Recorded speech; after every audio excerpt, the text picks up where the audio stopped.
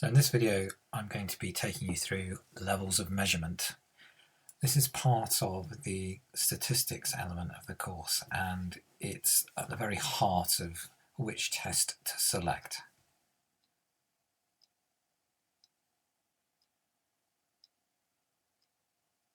So what is level of measurement? Well, it's not quite data type, although that's part of it. So the bit you see there is just a little bit of it. The other bit of it is that it's about the relationships between the different values in the data.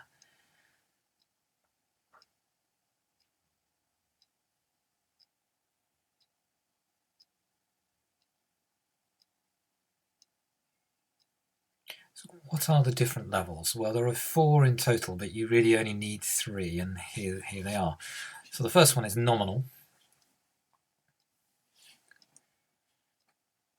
That's when data is organised by category, and each bit of data fits into one category only. The second type is a little bit more accurate, a little bit more detailed, and that's ordinal. And this isn't really about categories, this is about the data being in order, so hence the name. Now the thing about this one is that the gaps between the data points don't matter. It doesn't matter whether you've got a score of 9 or a score of 10 in terms of what the difference is between 9 and 10, it's the order. The last one is interval. And this is at least ordinal data, it has to be. But here the gaps between the data points matters. So for example, the gap between 38 degrees and 39 degrees has a physical meaning. So let's have a look at these 3 levels of measurement in a bit more detail. I'm going to do that using an example of a snail race. So there they are. Okay, so the first one is a British snail, and he's in racing green. So he belongs in this British and racing green category. The second one is a French snail, and she is plush purple. And the last one is a German snail, and this one is in bold brown. So they all belong in separate categories. You can't be a British and a French snail. So let's have a look at ordinal data now. So let's bring our snails back in.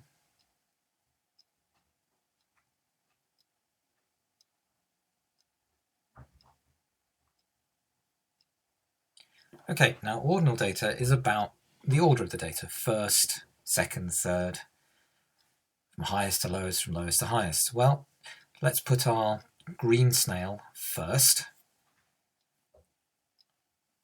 our purple French snail second, and the German snail comes third. So notice this is about the order that they come in, not which group they belong to.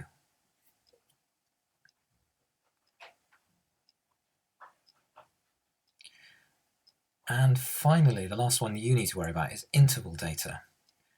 So again, let's bring our snails back in.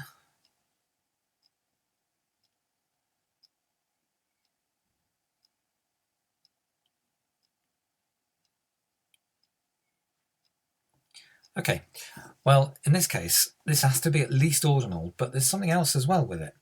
I could put 89 seconds for the green snail, 110 seconds for the purple snail, and 230 seconds for the brown snail. Now here, not only are they in order, but the gaps between the values matter. The gap between 89 seconds and 90 seconds has a physical meaning. So the gap between 89 and 110 seconds means something. So what does this actually mean in psychology rather than just for snails? Well, let's start with nominal data. So we could have a category of gender. We could have a category of somebody who saw a crime or somebody who didn't. We could have somebody who helped or somebody who didn't help. Ordinal data, we could have scores, 8 out of 10, 9 out of 10, or Likert scales. Now, ordinal data is the most common level of measurement in psychology. And finally, with interval data, we can have an example of temperature or heart rate. Nominal data are frequency counts, so you can't do means, modes, ranges, standard deviations with them, but you can do those kinds of things on ordinal and interval data.